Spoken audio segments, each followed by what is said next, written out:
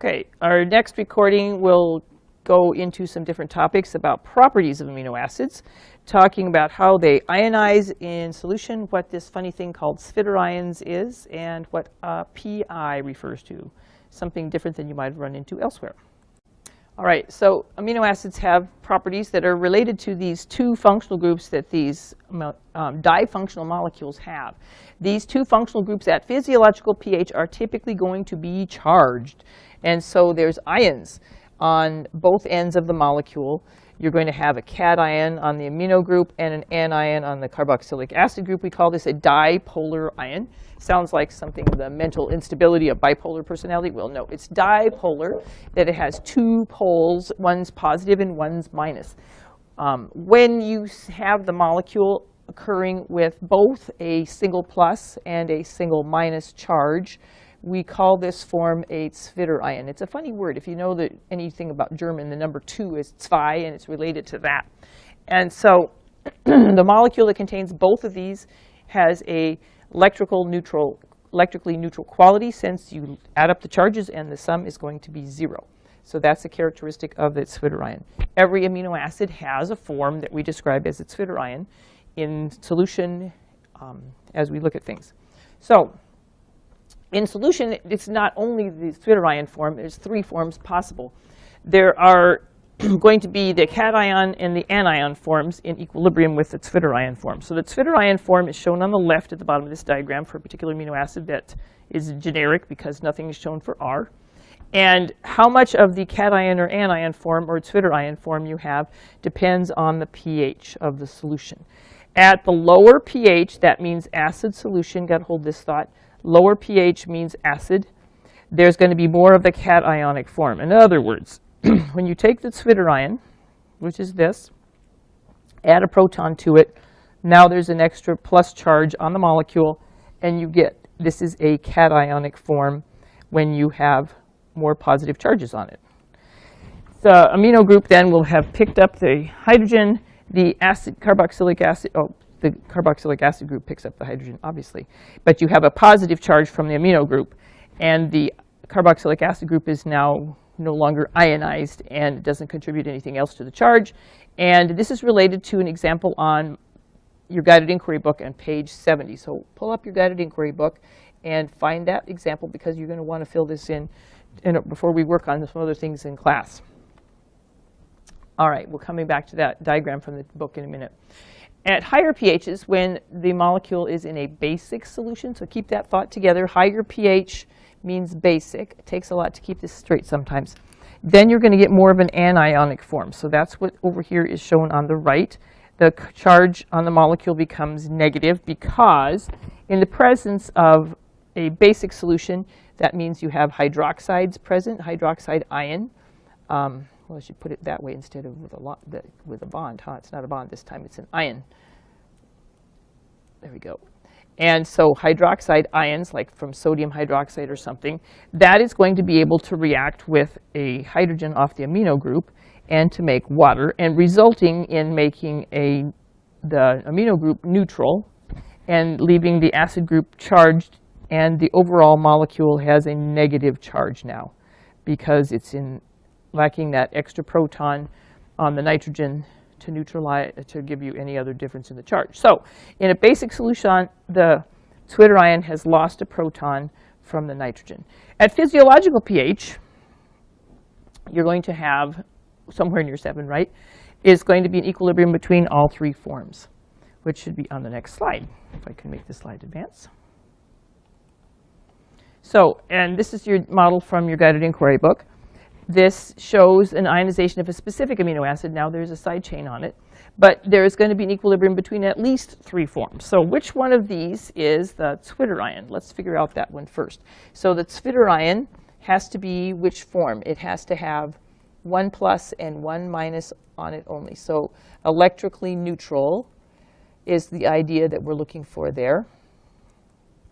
And in order to do that, let's look up at let's figure out the charges on each of these forms of this particular amino acid. So compound structures are A, B, C, and D. Lower pH is on the left. which is the acid solution. We think of acid in red because that goes with red litmus paper.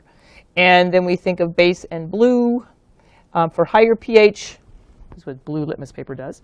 Now, let's look at the charges on each of these molecules. The net charge on the leftmost structure, apparently I see 1 plus charge and nothing else. So its charge is +1. And if you lose a proton, that's what this top of the arrow suggests. It's going to take away a proton from somewhere, and apparently it took away one from the acid group. Now, what is the net charge on this molecule? It looks like it would be 0 because there's 1 plus and 1 minus. If you lose a proton, again, working across from B to C, how does it lose a proton again? Well, apparently it loses one this time from the other acid group. And this one happens to be a side chain acid group. And if you look at the overall charge here, there's 2 minuses and 1 plus. So that, to me, that looks like a single minus charge. It's -1. I tried to make that legible. Sorry, folks. Try again. And then the last one, you lose a proton again. And this time, where did we lose it from? Apparently, we have to lose one off the amino group to end up with the last form. And in this case, now we have a negative charge here on each of the carboxylic acid groups and nothing on the nitrogen, so the charge overall is -2. And so what does this give you? It gives us 4 different forms between the different, the zwitterion and then acid and base conditions, losing and gaining more protons because the side chain has the ability to lose a proton also. Now, back to the question I posed. Which one is the zwitterion form where it's electrically neutral? That would be this one here. So the zwitterion is whenever you have equal numbers of positive and negative charges. In this case, this particular example has that characteristic. Okay, so what does this zwitterion have to do with other things? It occurs at a particular pH. It's called the isoelectric point, or PI, which is what I noted was in the chart with amino acid side chains at the beginning of the chapter, table 18.3. And it's the pH at which a large sample of amino acid molecules has equal numbers of positive and negative charges. In other words, electrically neutral. Because there's no more positives than negatives, this is an isoelectric, or the zwitterion form for an amino acid. But a protein or an amino acid, either one, will have these because the sum of plus and minus is going to be 0 for the charges on that molecule. Now, what the value of that isoelectric point is, it depends on the R groups. I showed you the ones from the first half of the chart. They're somewhere around 6 commonly, pH 6, but not all of them. And some of them are going to be much higher and much lower, but you're not memorizing these. You can work with them, but you can look them up when you need to work with them. Now, what's the point? What's the big deal? What matters? With an isoelectric point, that is the point at which the molecules have lots of pluses and minuses to them. And as it turns out, they become least soluble. And that's how you get them to precipitate, is you put them in a solution where they're at their isoelectric point. They're attracted to each other all over the place, and they aggregate, which is called clumping, and that's what you did in lab last week, I believe. And you reduce their solubility, and you make them precipitate. So amino acids are going to be least soluble in water at their isoelectric points. Now, I started to tell you that the same thing is true for a protein, and we'll get back to the diagram with the isoelectric points. So here you go with the isoelectric points shown on the chart here, and they're going to be around 6, the number in the parenthesis. We're not memorizing these, but you can tell that all these nonpolar ones aren't very different from one another, but they are indeed actually unique. And it's one way of characterizing an amino acid is by looking at its isoelectric point. Proteins. Proteins are made up of lots and lots of amino acids, and they're huge molecules. They're big macromolecules, but they also have isoelectric points because that's when there's an equal number of plus and minus charges. And that can be true for a big molecule even as well as it can be for a smaller one. And so again, these molecules are going to be least soluble and precipitate when you take them to the isoelectric point. From experiment 28 in lab, you got to do some experiments with casein, which is a major protein in milk. And if you added acid to the protein, you're going to bring it down from some ordinary neutral pH to a lower pH.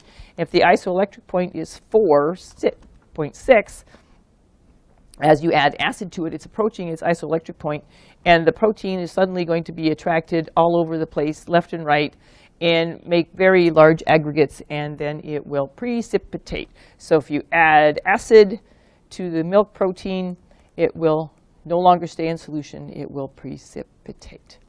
All right, that's what I want to tell you about properties of amino acids in terms of ionization. The next segment for this chapter will come on a separate recording. Good luck on your homework. Ask more questions as needed. See you in class.